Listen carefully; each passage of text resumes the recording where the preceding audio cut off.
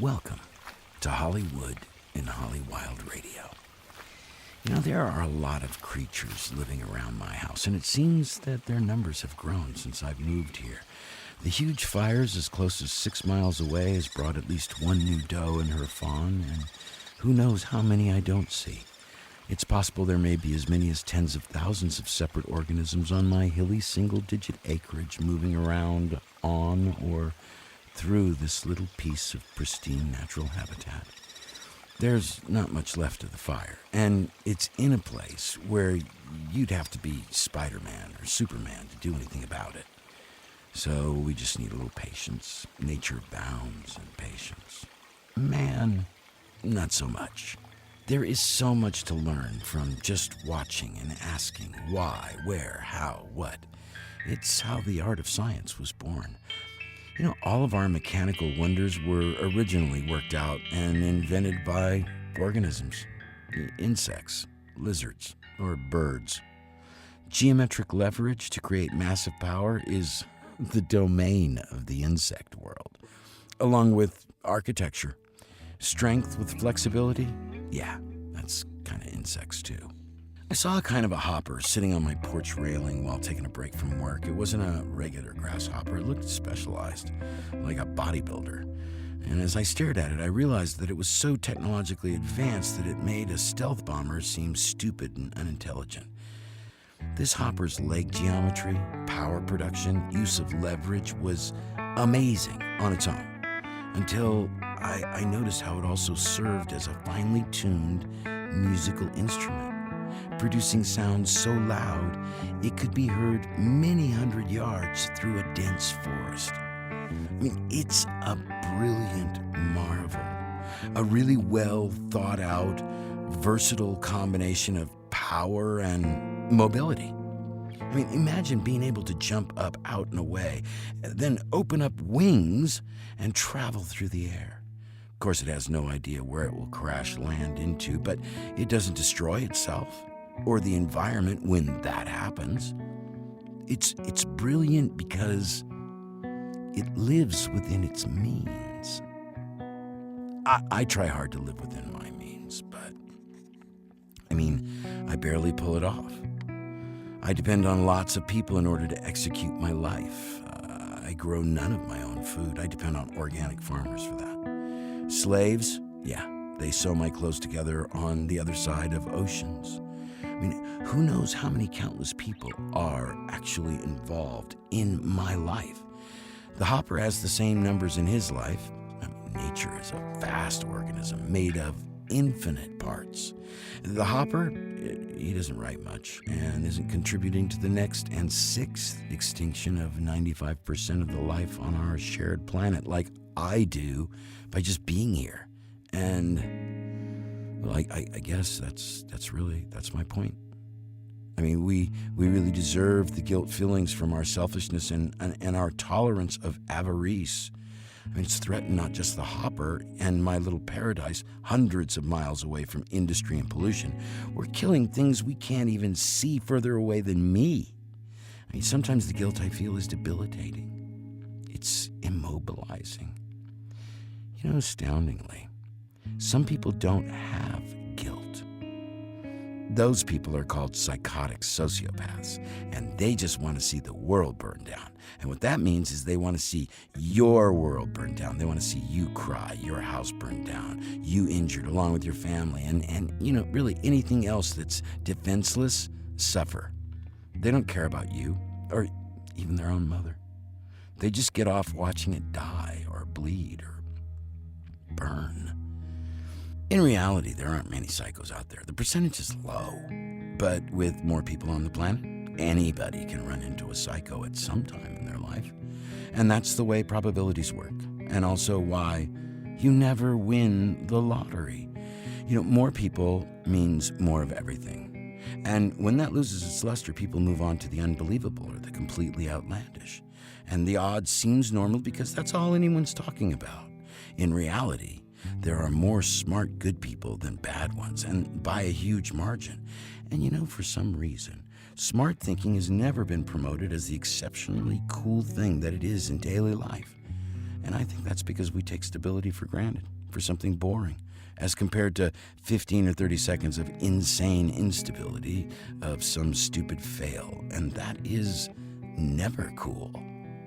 Which is weird, because we worship smart balance in sport constantly. We have shows that analyze actions that occur in 250th of a second on the cutting edge of failure and keep on encouraging those that try to keep going and strive for the ultimate. But, we don't lend this same thinking to our daily lives and the way we live them. And you know what?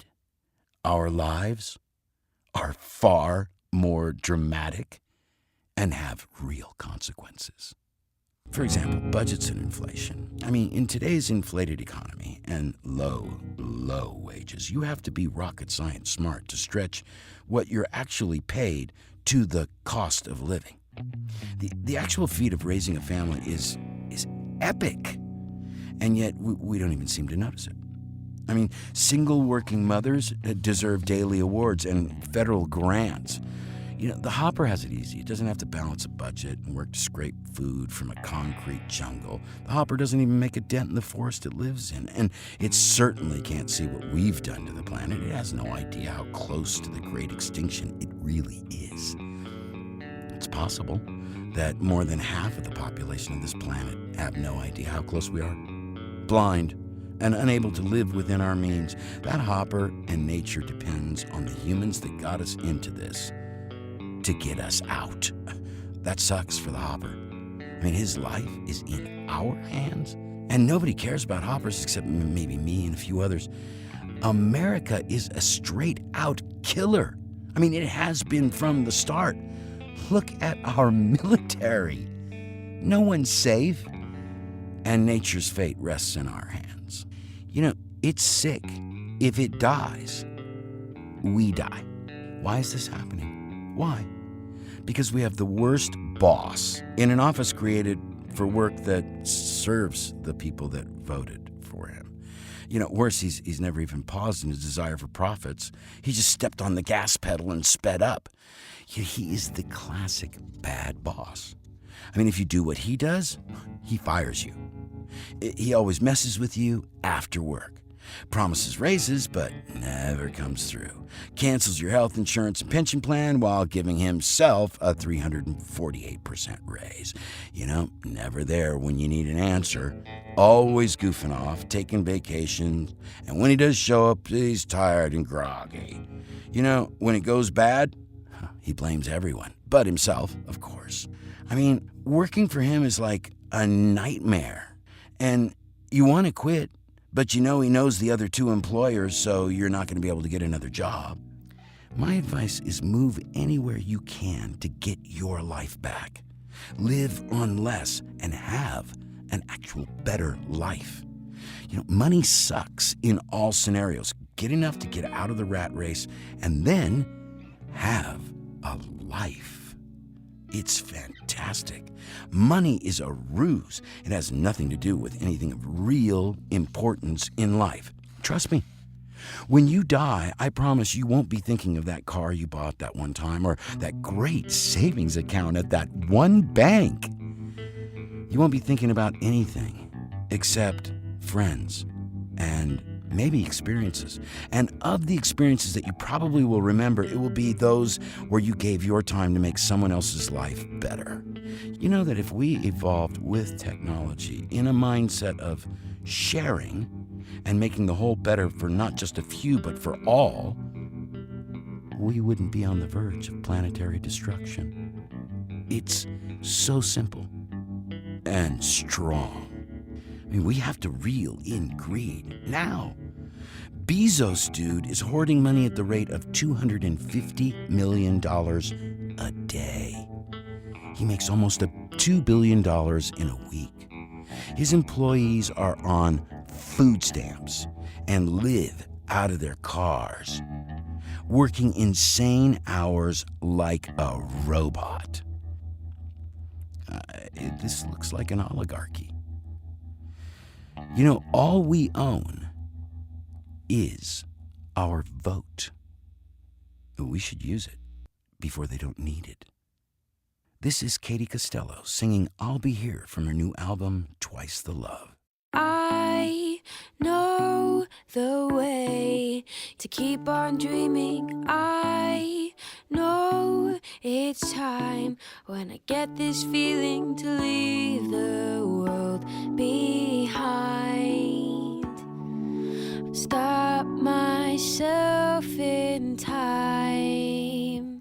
Yesterday's headlines float by, and I'll keep moving on, 'cause I don't need voices to tell me what's on my mind. I'm gonna stay today, take one step at a time. Here in the moment, I'll keep it and never look behind. Don't know if I'm right, and I don't care. For today, I'll be here. I love the way you keep me growing each and every day. I'm learning something, I've left the world behind. I'm here on my own time.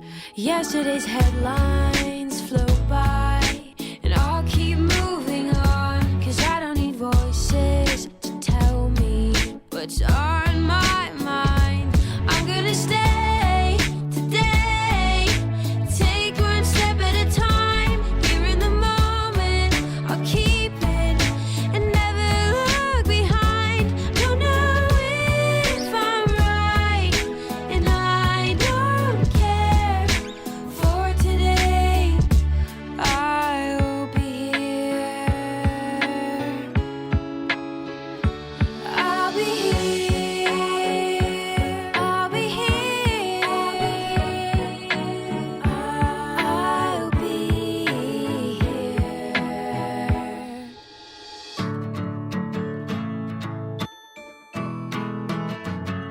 Da da da da da.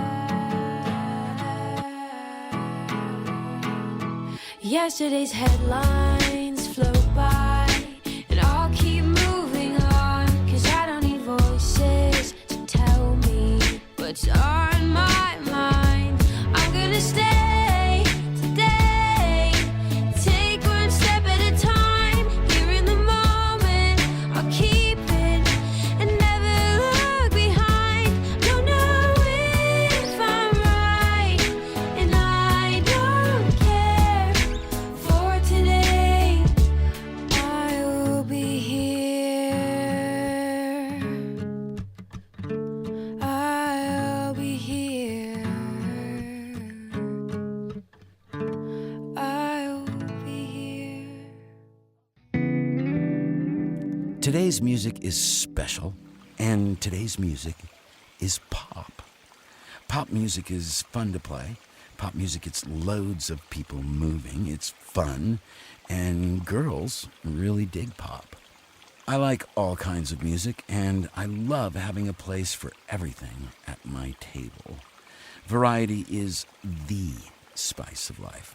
Remember, about half a dozen shows ago, we had a brilliant vocalist, Katy Costello, singing with Eric on an LP they collaborated on.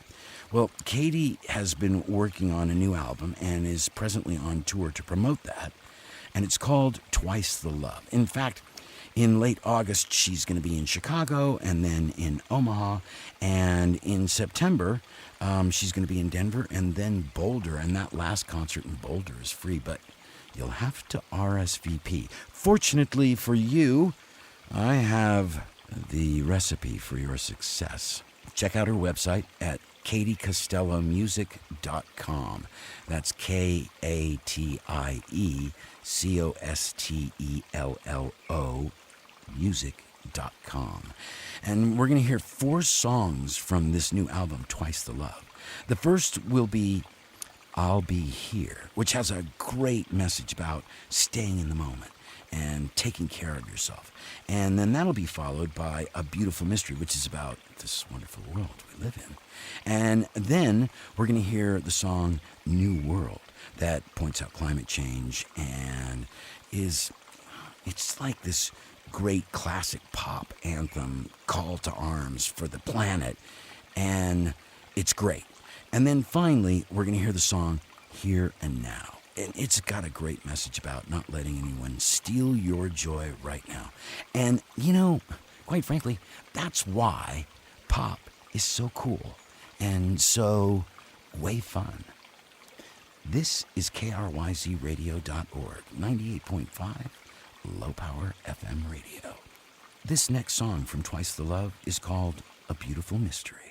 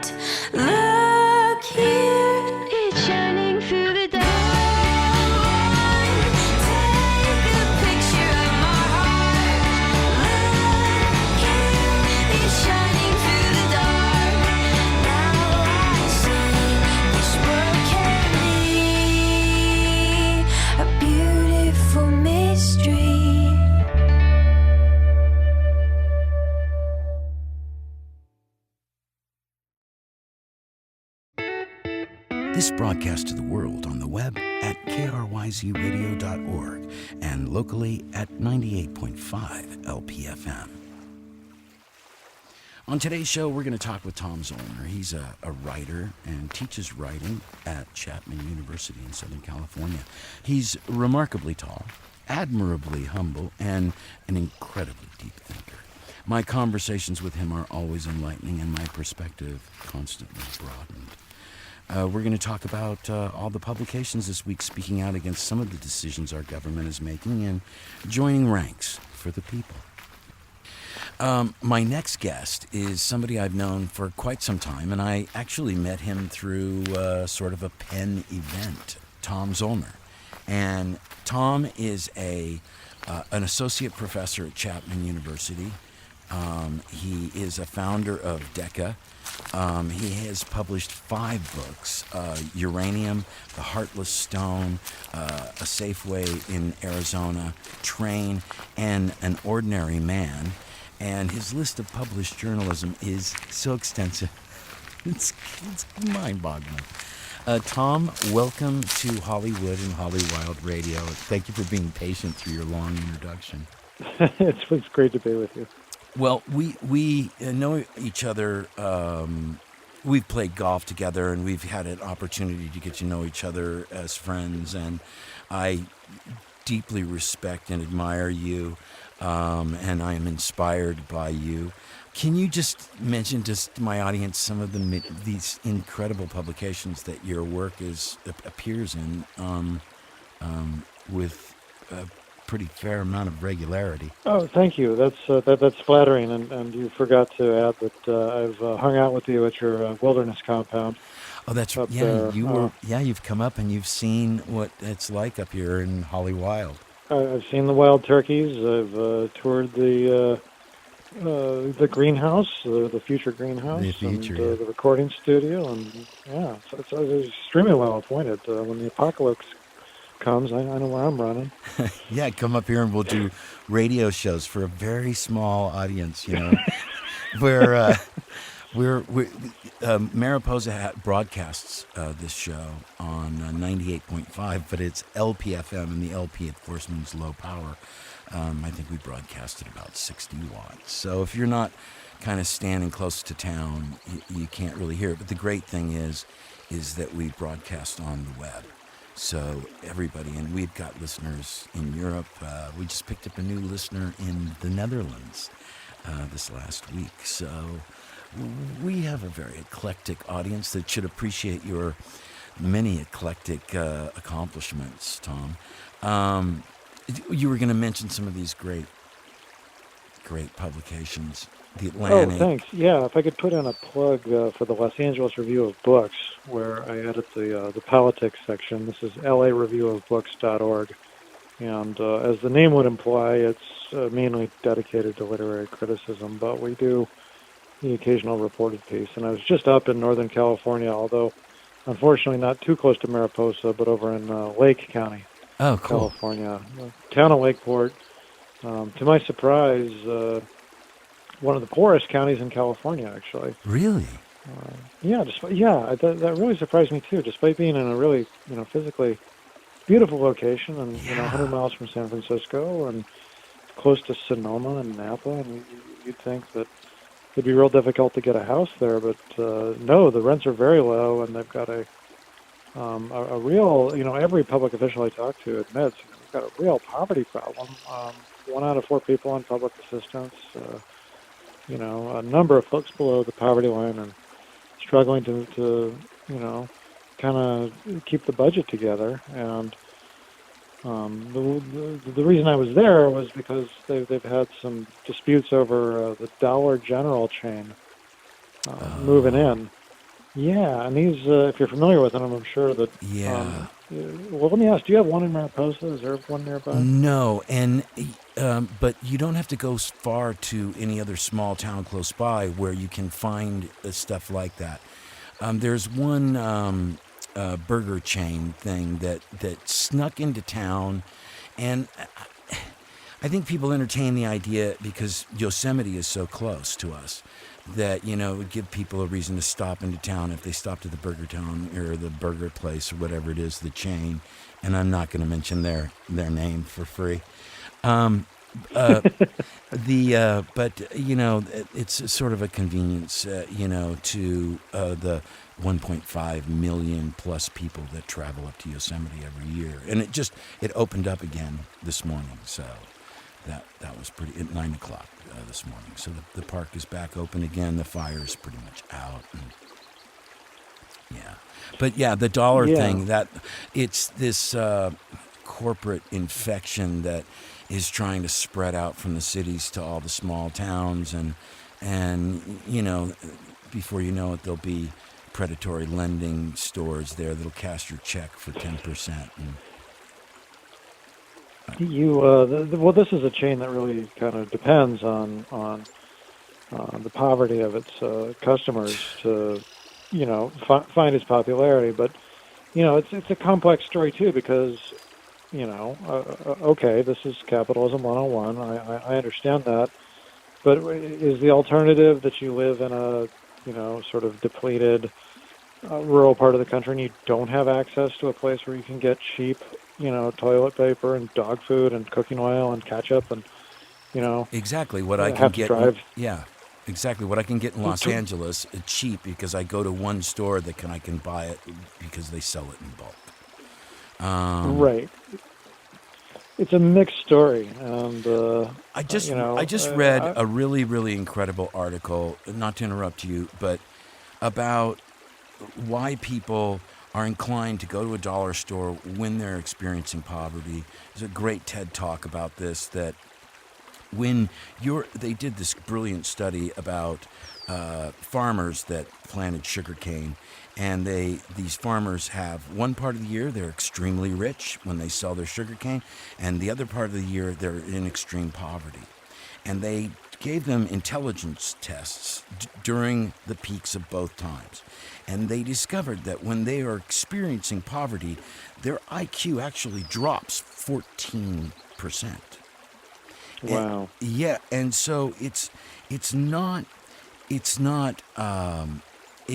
people are dumb. It's poverty dumbs down people. And you make choices. He explained it made perfect sense. You know, when you're hungry, all you think about is food. All you're thinking about is that next thing. So your mental plate is full of, where am I going to get food? And so there's no way for anything else to be on the plate. And so you get reduced to like some basic survival running program that operates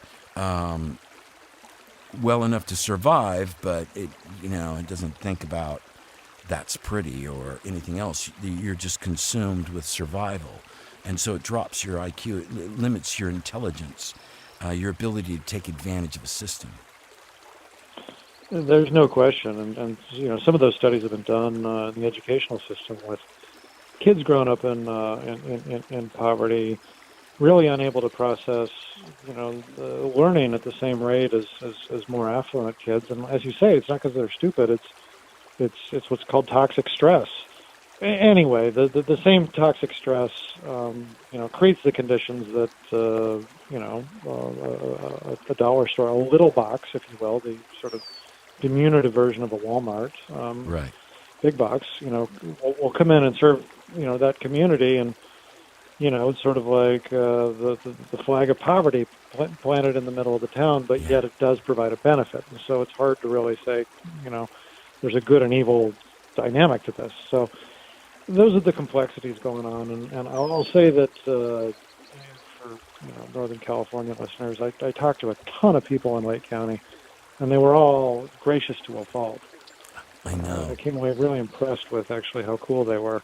And what real people they are. I found the same thing here in Mariposa. These are just really, really good folks. You know the way that article, not that article, but that TED Talk, when they were talking about the IQ differences between poverty and a livable existence. You know, the way that they answered the problem and they solved it, like with no problems and tons of benefits. Basic income. Universal basic income. There is a minefield. I know, and yet, here's the thing. They gave people, and they did this in Stockton, California, is thinking about doing this in the next year. Famous experiment. Yeah. Still going on, isn't it? Yeah, it's going on all over the world. And the benefits from doing this is that the poverty level is, poverty is eliminated. And he says it has to be unconditional. So you can't say you have to use this much for this and this much, because people don't need somebody to tell them how to make smart choices when they're not in poverty. And because people make smart decisions. And he said work production levels went up. The kids that were suffering from poverty, now that their parents were receiving a basic income, their grade level, their scores went up. Everybody improved.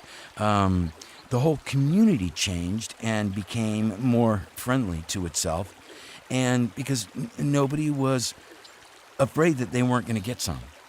How do you get past the political resistance of those who say, "Hey, you're just,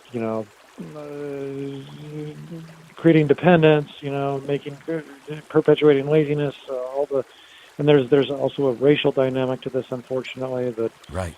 In particular, white people are going to say, you're just paying off lazy minorities, the same thing that people have said about these programs ever since Lyndon Johnson's Great Society, probably even before that. Okay, well... How do you overcome that hurdle? That's the my only question. thing that I can see, Tom, is we have to reach some level of unacceptable outrage over the way the system is running. There has to be that boiling point where it goes over the edge of the pot, and people just cannot put up with it anymore. I saw Bernie Sanders on some comedian's show, and he was saying Jeff Bezos now makes $250 million a day. That's $1 billion in less than a week. And it's great that this guy's come up with this great model, and he's been able to take advantage of a system to the point of grotesque horror, and he sits on the accumulation of the equivalent of $250 million worth of resources every day that pours into his pocket, that the rest of the gathering that joined together to give him that platform which he could make all this money from, he's not giving anything back in return. And, the thing about it is if you look at the history of humankind, we've always joined together as a group because of the enormous benefits. And everybody shares part of the responsibilities, and everybody shares certain ideas about certain things so that they can all live together and benefit from that. And so everybody has to share. But this phenomena of greed in our present society doesn't share at all. And so I don't know. That's part of what my radio show's about, is maybe that I can some craftily way describe greed in such a way that the audience realizes we can't allow this kind of greed in our society. From the album Twice the Love, this song is called New World. Whoa, oh, oh, oh. Whoa, oh, oh, oh. Whoa, oh, oh, oh. I'm gonna build a new world. Whoa, oh, oh, oh. Whoa, oh, oh, oh. Whoa, oh, oh, oh. I'm gonna build a new world. Have you seen the news lately? This world is falling apart. There's war and fear and people crying, but I haven't lost a heart. Wait a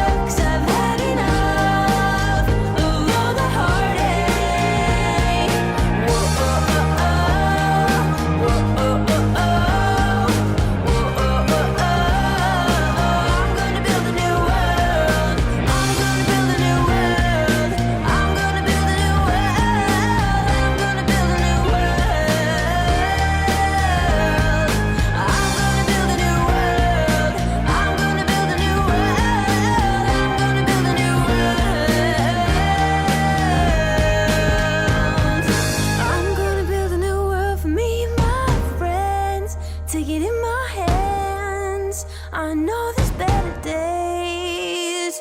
I'm gonna build a new world filled with love, 'cause I've had enough of all the heartache.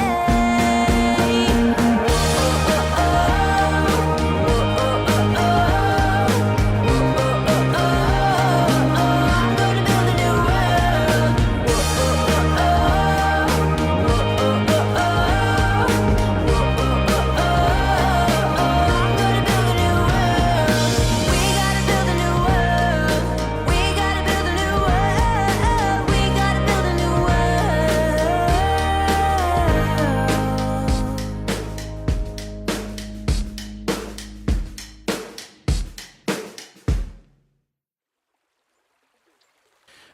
We're not putting the money into climate change that we should, and we're all going to start getting a lot hotter, and and our health is going to go away, and who knows if even humans will live through that. Sure, although, I don't know, not to sound Pollyanna, but we've had periods of horrific inequality in this country, and wretched pollution. I'm thinking of the 1890s, the Gilded Age, the robber barons, and Right. Cities choked with coal smoke. Right. That created a backlash in the form of the progressive era. I mean, and the attendant reforms. Could we be headed towards something like that, where pressures on the political and economic elite are just going to be too great? I mean, I think probably, most likely, it's going to be a combination of multiple things. It seems like lately we've been really testing the limits of just how much an American citizen can kind of put up with. We all got to vote, and we need to get it right. There is a small base of people out there. I mean, that white supremacist big march that was supposed to happen this last weekend, 24 people showed up. Is our current sitting president's base as small as what showed up for that, that faux march, in so many cities where it just, it really didn't exist. And I'm wondering, is his base as smoky as this white supremacist thing that seems to make a really great loud voice through the press and through the news, but it doesn't seem to exist except for in these small pockets. And of 350 million citizens, that doesn't seem like that big of a deal. Yeah. Well, to put in another point for something,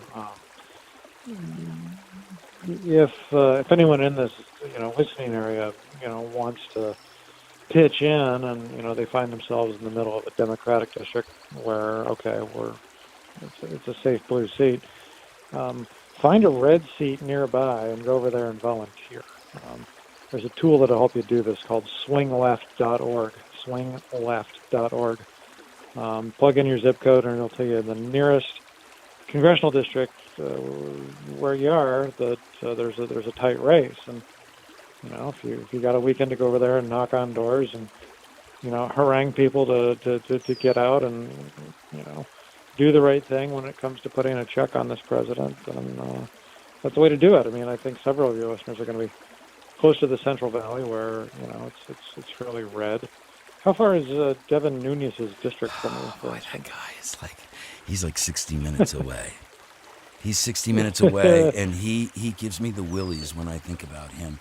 And I mean, he's been lurking in the Central Valley now for quite a few years, and I think that if people really found out about him, they would be like, whoa, what is he doing there? And this guy is tied into all kinds of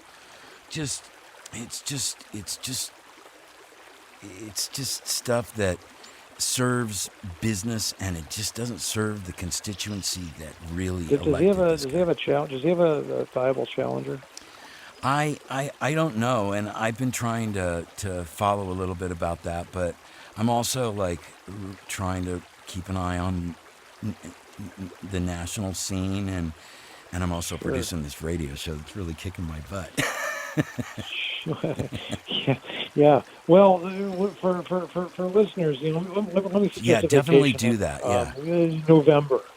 Get out the vote, it's called. It's like the last 4 days before the election. That's when, elections are really won and lost. It's, just basically rousting, forgive the expression, but just really lame Democrats out of their houses.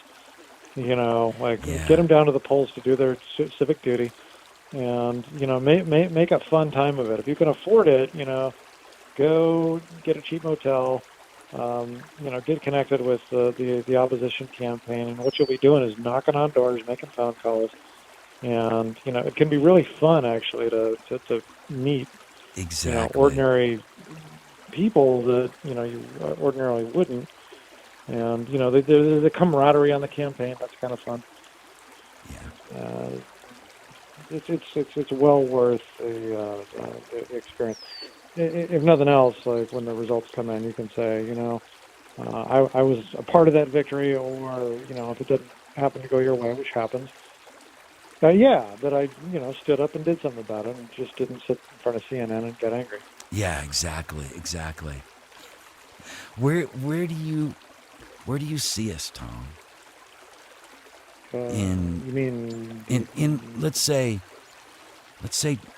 10 years? Do you think we learned our lesson? Do you think we'll get? Wow, that's a great question. Okay, so it's 2018. We're talking 2028. That's crazy. 12 years away from the 50 mark. Yeah, that's 2 full presidential cycles away. Lord only knows what will happen on the world stage, and domestically. I suppose I'm an optimist. I mean, I would hope that there would be a reassertion of value-based government. I'm hoping our next crop of leadership is self-effacing. There's an old Italian expression: you follow a fat pope with a skinny pope. And my hope is that our leadership is a pendulum swing away from Trump. I'll tell you that I really like boring government. No, people forget that. I mean, and they also, people do remarkable things in their daily life, and if we looked how difficult it is to balance a budget as a poor person in poverty, I mean, you got to be rocket science smart. Running on 14% less power. That's and people do it all the time in spite of that. But we need to. We need to make it easier. We need to make it easier. We got basic human rights. The struggle of being poor, and just the drudgery of a terrible repetitive minimum wage job where maybe dealing with the public can be stressful in the service industry. I'm sure the dangerous bosses job. really aren't known for their dangerous jobs. The level of the company giving a crap about you. I mean, it's the poor go through unimaginable sufferings. I don't mean to sound like a bleeding heart here, but that's the reality of the case. You're preaching to the choir. It would be nice to see this experiment in Stockton go well and see all of California do a basic income.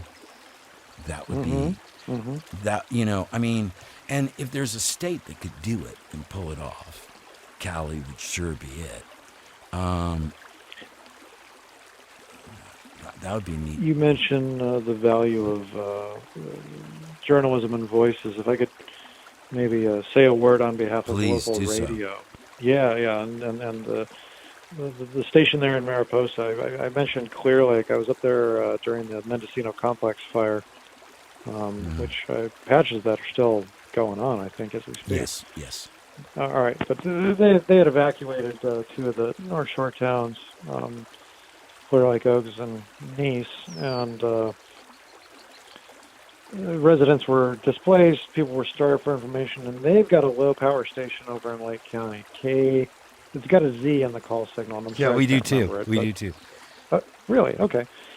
Yeah, man, and let me tell you, I mean, there's no getting around it. It was a bit of an amateur hour. They have volunteer show hosts, and they do call-ins, and people sort of, passing on information, and they had the PIOs from CAL FIRE in there, and, there were, any sort of slick radio operator would kind of be laughing up their sleeve at what was going on, just with, songs being interrupted and people like coughing on air and, sometimes like the dial tone or busy signals, people, real guerrilla radio. I love that. Yeah. It was not a professional operation, to put it kindly. But I will say that it was a real community glue during that event, where, some of the fire officials were calling in saying, man, you guys are really providing the service. Helping, people feel like there's some normality going on in the midst of all this chaos. Yeah. And, and so despite the flaws in the garment, it was still really kind of a wonder to behold. Also, in an era, where everything seems so overly produced. This had a comical but really effective honesty about it. So, I have a lot of respect. I know, it's that raw sincerity. Yeah. A lot of respect for low power stations. Nice, man. Well, listen, thank you so much for coming on the show, Tom. It's my pleasure, David. I love talking to you. You got to come back so we can do this more. We should do this kind of semi-regularly, I think. I think it'd be a good thing.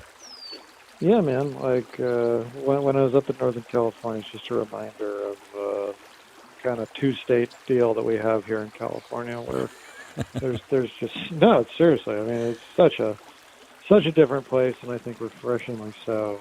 I like being reminded that I live in not just LA, but in California. This last song by Katy Costello from her new album, Twice the Love, is called Here and Now.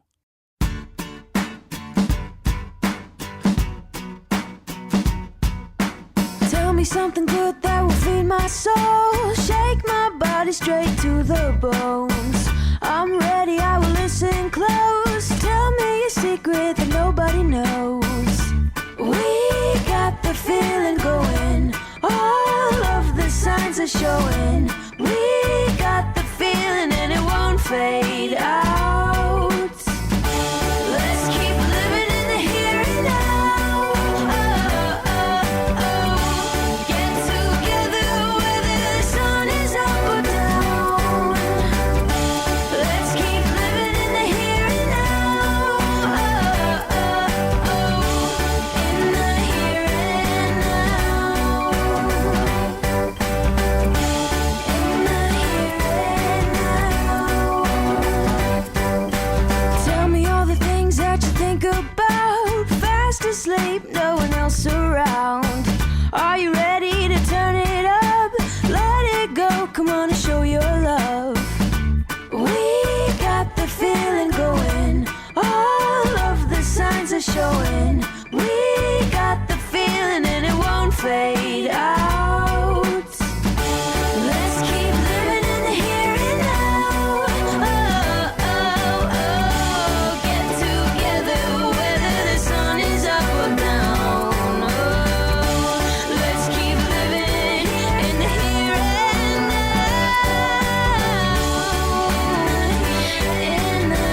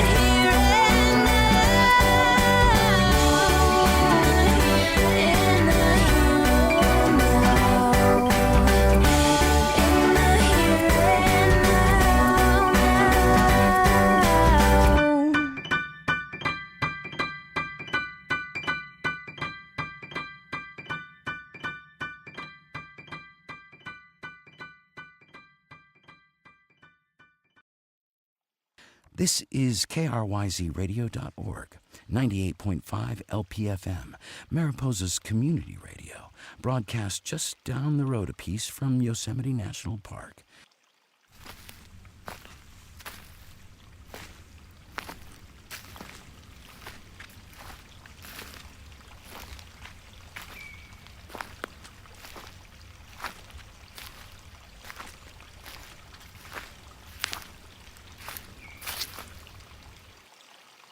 It's really nice not to have fires. No smoke. And I have a view of the mighty Sierra Nevada again. They're not majestic like the Rockies. The Sierra Nevada majesty is, it's the grace it has to deal with extreme adversity. The big trees are all still there, and the mountains are kind of green. From my house, you can almost barely tell. If there weren't extra deer on my property and what feels like a new pack of coyote in the area sparring with the entrenched pack that's always been here, I'd say there wasn't a fire a week ago. I mean, up close, it's still an absolute horror. Oh, gosh. You know, I think people in grouped areas and cities are more devastated by fires. Not to say the folks up here aren't. People lost lives here and at other fires.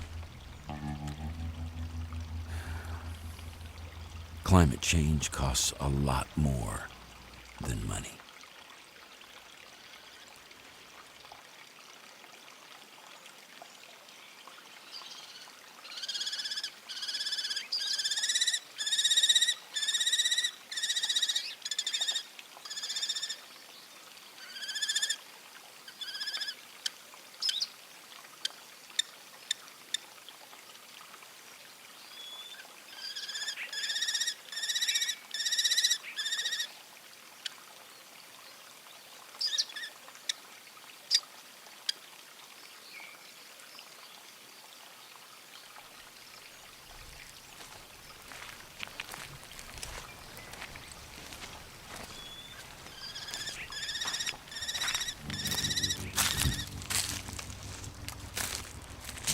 Let's keep our heads up, keep thinking clear.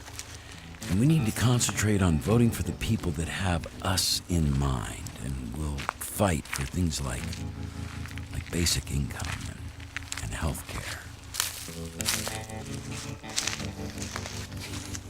You know, I was thinking, this country has enough money for $92 million parades.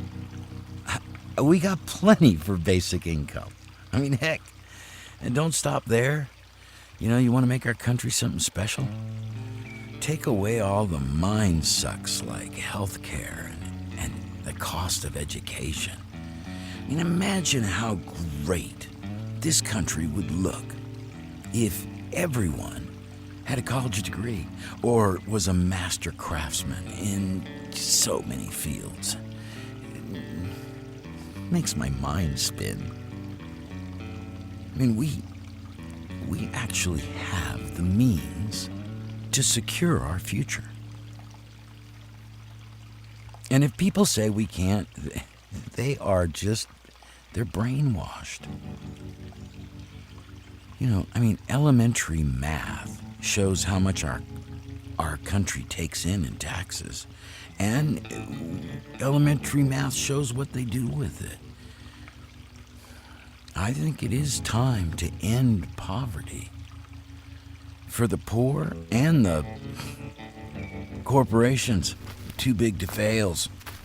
Cheese and crackers, the ones that avoid taxes, and boy, they need their subsidies of billions of dollars, millions of dollars.